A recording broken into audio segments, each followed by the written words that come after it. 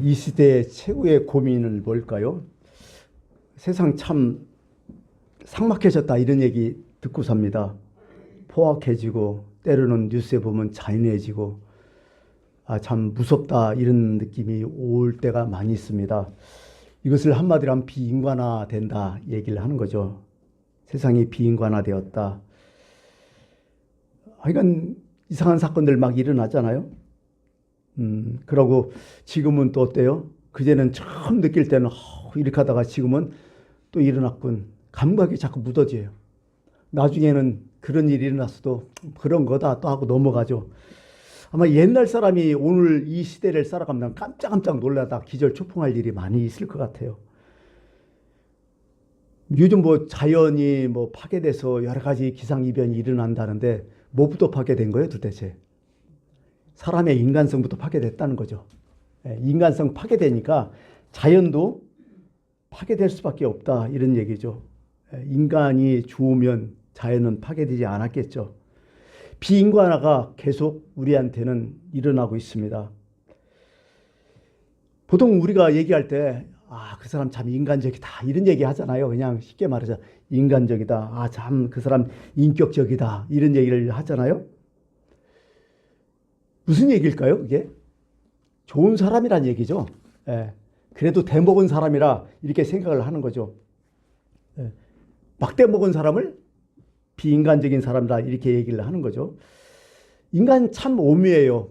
그죠? 요즘 뭐 AI가 다 나왔고 뭐 나왔다지만은 참 인간은 독특해요. 어떻게 보면 인간은 동물도 아니고 동물인 것 같으면서도 동물도 아니고 기계인 것 같아서 기계도 아니고 생산 도구인 것 같으면서도 생산 도구도 아니고 인간은 참 오묘한 존재다 이런 생각을 가져요. 우리는 일상을 살면서 많은 경험이 있었을 것 같아요.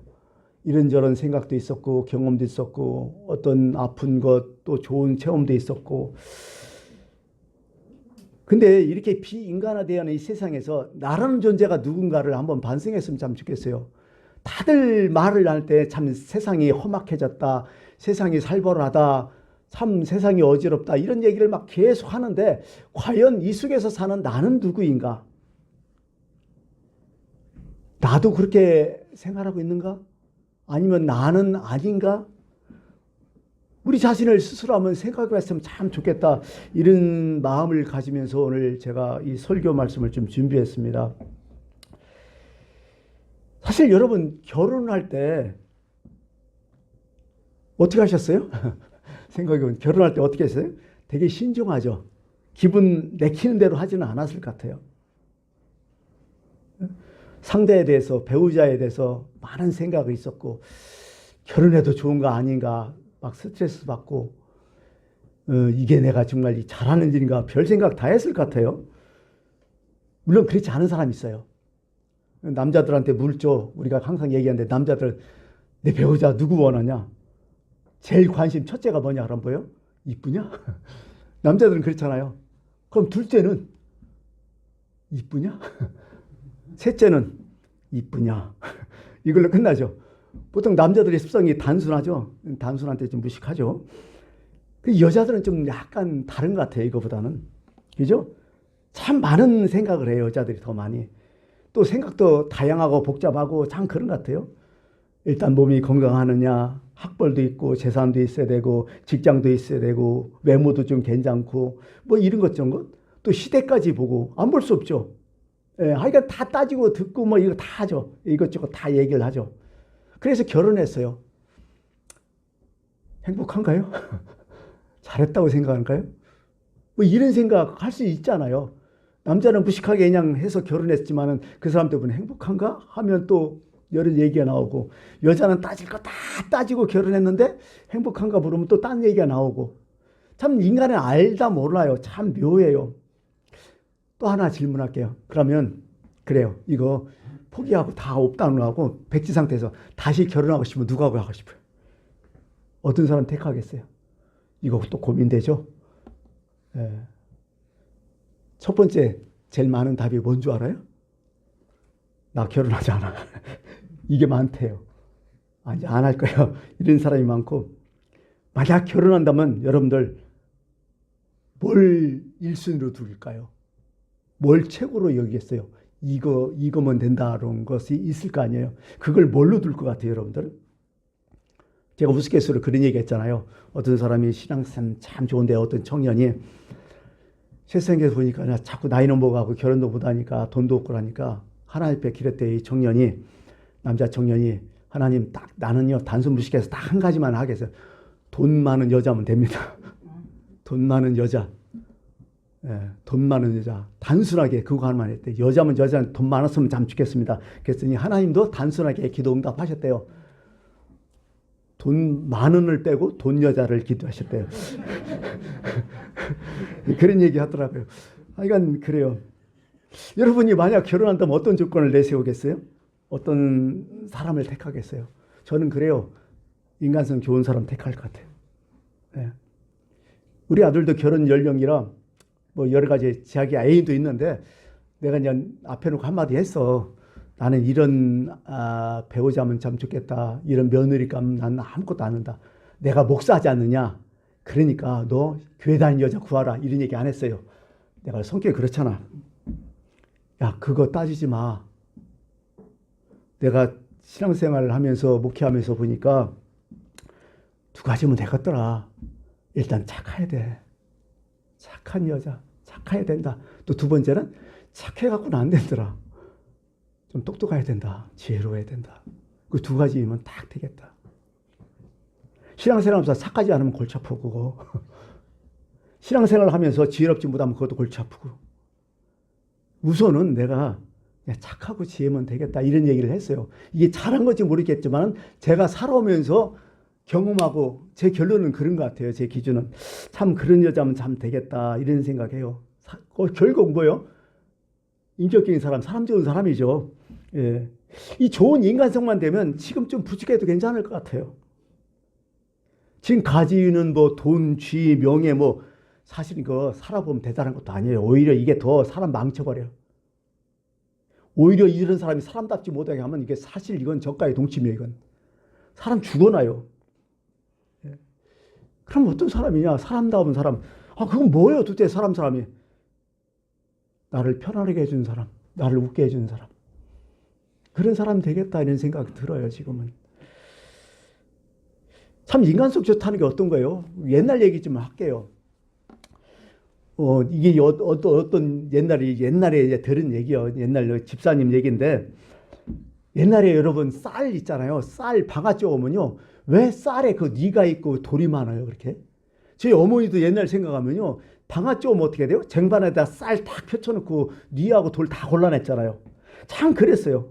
여러분 글쎄 요즘 분은 그렇지만 옛날 연식이 오래되신 분은 알 거야.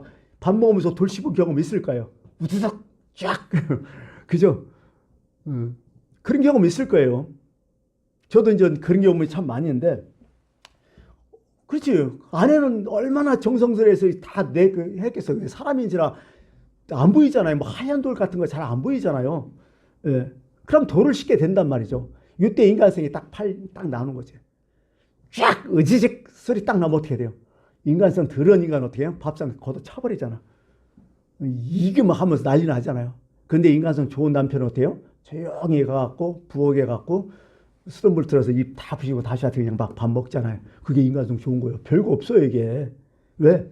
내가 우지직하고 이렇게 하면 아내도 열심히 했지만은 아내가 미안할까봐 뭐 그런 거죠. 어떻게 보면. 예. 근데 막 돌 하나 씹혔다고 왜 돌을 뭐 넌 눈깔이 있느니 없느니 별소리 다 하면서 막 이렇게 하면 그 얼마나 피곤해. 그게 참 속으로 이제 나쁜 놈이지. 예. 그렇죠. 여자도 마찬가지예요. 옛날 얘기하니까 그런 생각도 들죠. 옛날에 보릿고개는 우리 사실 보릿고개 좀 경험을 했지만은 진짜 어려운 서민들은 어떻게 생활했어요? 다들 봉지쌀 했잖아. 봉투에 다 갖고 뭐 한가마 사는 것은 엄청 부잣집이고요. 하여간 그렇게 했어요. 보통 뭐 우리가 월급 받을 때는 거 봉급 받는다잖아. 노란 봉투에다 둬가지고 이렇게 봉급 받는다고 그랬잖아요. 참 다들 못 살았어요. 그때 힘들고 하루 벌어 하라고. 그리고 밥을 해도 쌀밥만 먹나요? 쌀은요 양념이고요. 다른 게 더 많어. 그죠? 뭐 때로는 뭐 고구마 감자라든지 뭐 이렇게 잡곡이 참 많이 들어갔잖아요.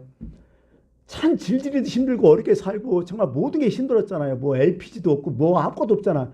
정말 힘들게 살았을 때 남자가 적게 벌었다고 여자가 맨날 왜 돈이 이거냐, 왜 이것뿐이야, 남들 남편이 이렇게 벌어야 돼. 이렇게 하면 남자가 어떻게 해요? 죽어나죠. 그래서 남자 하나는 뭐 어때, 자존심 하나 때문에 살아가는데 그 자신이 팍 깎아놓으면 좋겠어요? 근데 지혜로운 아내, 인간성 좋은 아내 뭐야, 아무 소리 안 하잖아요. 이거 가지고 쪼개갖고 그냥 아무것도 안 하고 남자 자기 남편한테 열등감 느끼지 않게 해주기 위해서 용기를 주고 웃고 자꾸 희망 주고, 그게 인간성 좋은 아내가 아닐까 이런 생각이죠. 이게 행복이지 않아요? 뭐야겠어요? 다른 게 있어요? 그렇지만 요즘은 너무 풍족한데도 여러분 너무 비인간화가 되어 있잖아. 참 우리는 어떻게 보면 참 의식주는 좋아졌는데 우리 정신은 너무 피폐해지지 않았을까 이런 생각을 참 많이 해요. 참 그래요. 그렇게 말해서 나쁜 놈들은 뭐예요? 상대를 불편하게 해주는 사람이야. 그게 비인간하고, 상대를 편하게 기쁘게 해주는 사람은 그게 인격적인 사람이고, 그렇게 그런 거 아닐까 하는 생각해요. 왜 제가 이 말을 하냐면 오늘 말씀의 13절이 메인인데, 사실 긍휼을 행하는 자에게는 긍휼을 얻는 심판이 있으라. 긍휼은 심판을 이고 자랑하니라. 이 말씀이 마음에 딱 다가갖고 긍휼을 뭘까 생각하다 보니까 이것저것 다 찾아봤어요. 뭐 신학적인 얘기, 뭐 별 얘기 다 나오는데, 긍휼은 뭐예요? 사람 좋은 사람이에요. 내가 보니까 인간성이 참 좋은 인격적인 사람이라. 긍휼을 한번 찾아봤어요. 뭐 긍휼은 뭐 영어로는 컴패션이라고 하고 멋이라고 하고 그러는데요. 이거 언어를 또 찾아봐야잖아, 목사니까. 그래도 구약 성경에서 나오는 긍휼을 단어가 나하임으로 나오더라. 나하임. 여자의 그 애기뽀 있잖아요. 자궁을 얘기해요. 거기서 나온 단어라 이렇게 나오더라고요. 이게 어머니가 자식에 대한 연민, 애정, 보호 이런 본능을 긍휼로 나오더라고요. 그런 식으로 해갖고 긍휼을 사용했다, 언어를. 이렇게 나오고, 신약 성경에는 스플랑크 디 조마이 해갖고 내장 창자로 나와요. 옛날 헬라 사람들은, 고대 헬라 사람들은요, 감정이 어디 있냐고 생각하면요, 내장에 있다고 생각했어요. 내장의 뜻은 의미는 뭐냐면 가장 깊은 곳에 있다고 생각하는 거예요, 내장에. 그래서 내장을 생각해, 가장 깊은 곳에서 우러나오는 어떤 감정을 긍휼로 얘기하더라고요. 이게 신약에서는 그런 식이고 구약에서는 어머니의 자궁을 얘기하고 이렇게 나오기도 하고. 그런 거 보니까요, 하나님의 속성을 우리가 뭐라고 얘기했죠? 하나님은 누구다 이거죠. 하나님은 누구다? 사랑이시다 보통 얘기잖아요. 근데요, 똑같은 단어가 있어요. 하나님은 긍휼이시다가 같은 얘기야, 이게. 사랑과 긍휼은 같은 얘기더라, 이게. 그게 구약에서는 아주 귀한 단어가 있는데 헤세드라는 단어예요, 히브리어로. 그게 모든 게 다 포함되는 단어, 헤세드다. 이런 얘기를 표현을 하더라고요. 하여간 긍휼하면, 우리식으로 얘기하면, 자, 그 사람 인간적이다. 그 사람 인간성 참 좋다. 그 사람 사람다운 사람이다. 뭐 이걸 얘기하는 거죠. 이런 사람들 막 만날 때는 흐뭇하잖아요. 뭔가 그래도 세상이 따뜻한 느낌이 듣잖아요. 이렇게 추운 겨울에 옛날에 선전 나올 때가 있어요. 나는 따뜻한 사람과 만나고 싶다. 그런 선전이 있었어요, 옛날에. 나만 아는지 모르지만 하여간 그런 게 있었어요. 커피 한잔 하면서 나는 따뜻한 사람과 만나고 싶다. 그런 거. 그게 아마 긍휼이 아닐까 이렇게 생각해요. 이해를 돕게 설명하자면 그래요. 미국에 한 재판관이 있었어요. 이게 뉴욕의 직결심판 재판관 전문가인데, 어느 날 빵을 훔치다가 끌려온 아주 노인이, 막 난무한 거지 같은 노인이 한 명 있었어요. 이 재판을 하게 됐죠. 왜 빵을 훔쳤느냐 재판관이 물어요. 그러자 이 노인이 너무 배고파서 그 빵을 본 순간 내가 정신이 나가가지고 그 빵을 훔쳤다고 나도 모르게 하면서 눈물을 흘리면서 용서를 구해요. 재판관이 그걸 딱 보면서 당신은 잘못을 저질렀기 때문에 10불의 벌금을 내야 됩니다. 10불을 지불하십시오. 이 노인이 뭐가 있어, 돈이 하나도. 그래서 재판관이 갑자기 자기 호주머니 이렇게 지갑을 꺼내더니 10불을 딱 내는 거예요. 그러면서 하는 말이, 당신을 보니까 내가 지금까지 이 뉴욕에서 그동안 너무 좋은 음식, 너무 좋은 집에서 밥을 먹고 당신 같은 분을 생각하지 않았던 내 죄가 큽니다. 그러므로 내가 벌금을 내드리겠습니다 하면서 벌금을 냈다는 거예요. 그러고서 옆에 이제 모자를 준비해가지고 사람들에 주면서 혹시 내 마음 같은 그런 감정이 든다면 좀 에, 뭐야 좀 적선을 좀 해달라 그런 얘기를 했죠. 좀 도와달라 그랬더니 47불이 거뒀다는 거야. 그 47불을 거둔 것을 주고서 이제 그분을 보냈다. 그 노인은 철철철 눈물 흘리면서 세상에 이런 경험 처음이다. 난 살아면서 이런 경험이 있었다는 거죠. 여러분, 이게 바로 긍휼이에요. 다른 거 없어요. 긍휼이 뭐예요? 다른 사람을 따뜻하게 해주는 사람, 다른 사람에 용기를 주는 사람, 다른 사람께 기분 좋게 해주는 사람, 다른 사람에게 행복을 주는 사람. 이게 긍휼이라고요. 이게 결국. 그래서 긍휼을 행하지 아니한 자는 긍휼 없는 심판이 있으리라. 무슨 얘기예요 이게? 딱 느낌이 오잖아요. 야, 긍휼이 심판적인 요소겠구나.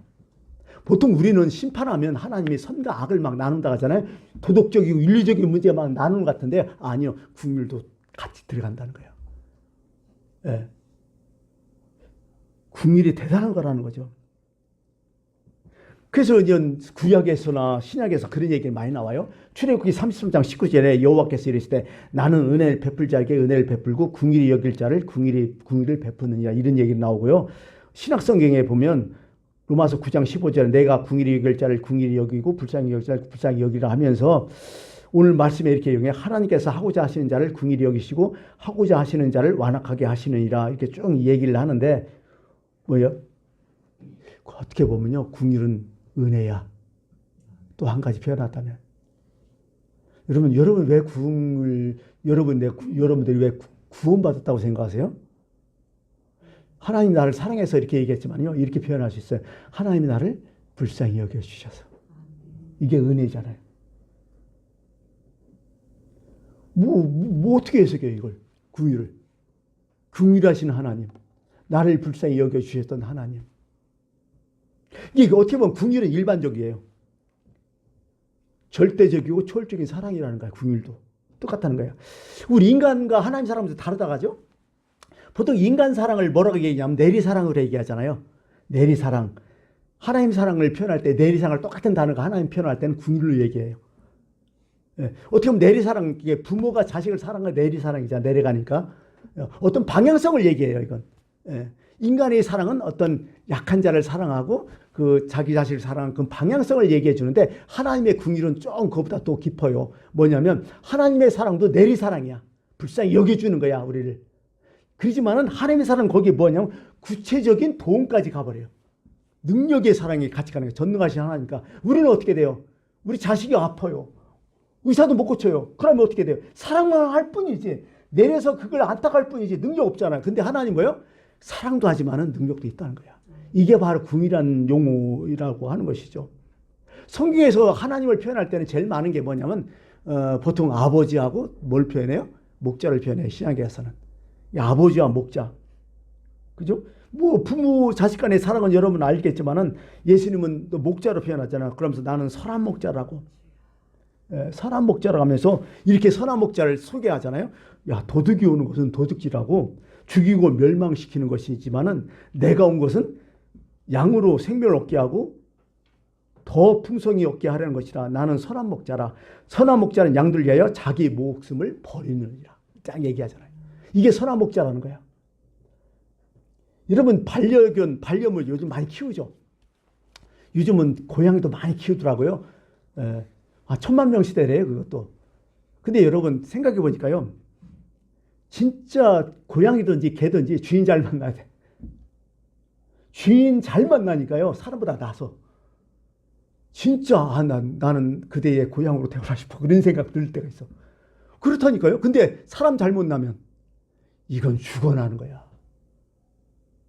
요즘 유기견이 엄청나잖아요. 들개들 너무 많고 도둑고양이들 너무 많고 지금 왜 그래요? 지 기쁨주로 키우다가 그냥 귀찮으니까 내버리는 거야 이게. 이게 보면 도둑이 그래요. 도둑이.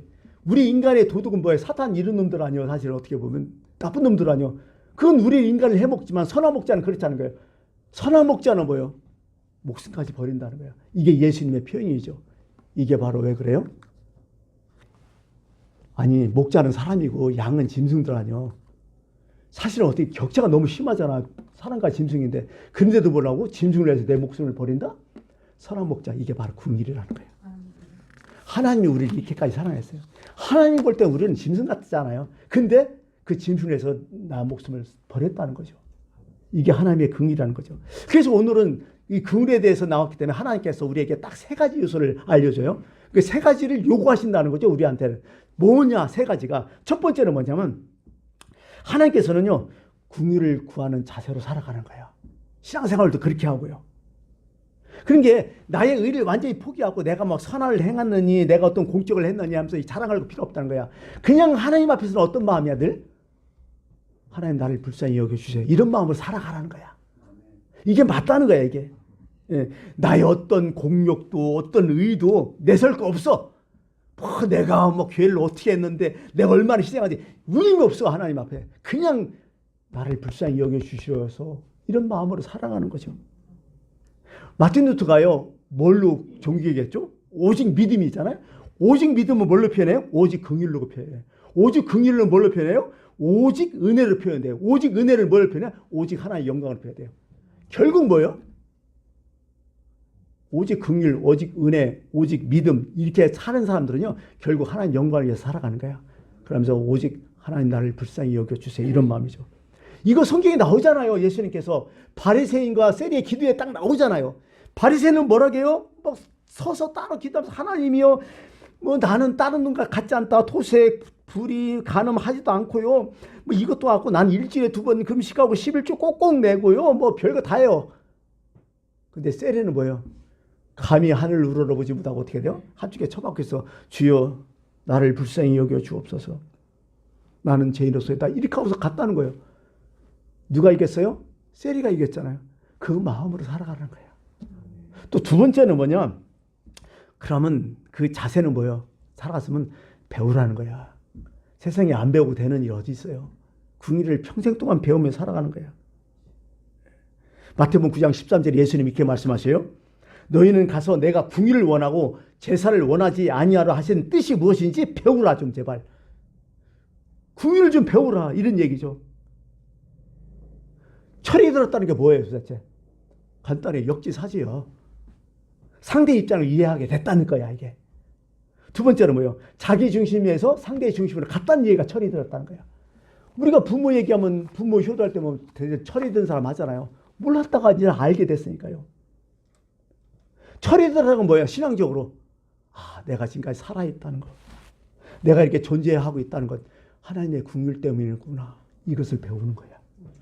이걸 좀 배우라는 거야. 이거 배우지 못하면요, 내가 긍휼을 못해요. 이 마음이 있어야 돼요. 우리 하나님의 마음을 좀 배워요. 어떤 마음이냐?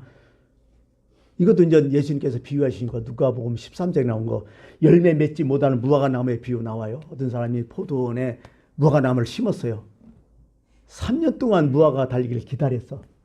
아마 어린 묘목을 심은 게 아니라 내가 볼 때는 포도원에 심었기 때문에요, 그냥 큰 나무를 심었을 것 같아요.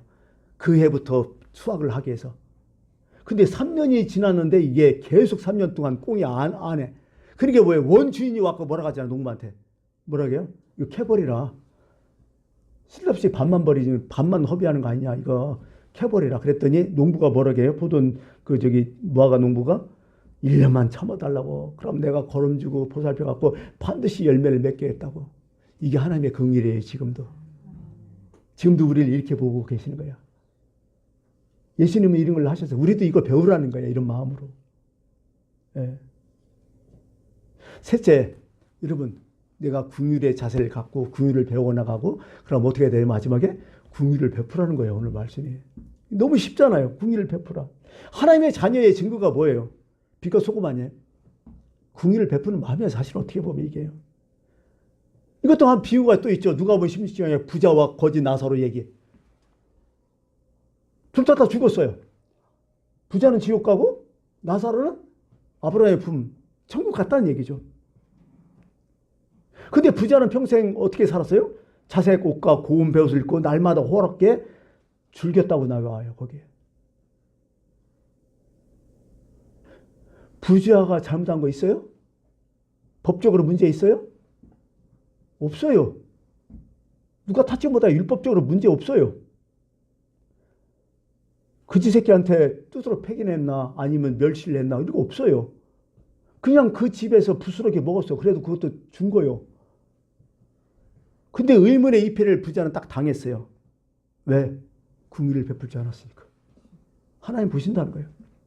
선한 사마리아 사람 얘기 나오죠. 강도 만났어요. 제사장 레위인들 다 도망갔어요. 강도 만난 사람한테 뭐라고 했어요? 욕했어요? 강도 만난 사람 뭐 해코지 또 했어요? 그 사람들이? 아니죠. 그냥 갔어요. 아무것도 안 했어요. 법적으로 문제 없어요. 근데 그 이들도 의문의 이패를 해서 뭐라고 했어요? 궁의를 베풀지 않았어요. 성경 얘기는 바로 이런 얘기들이죠.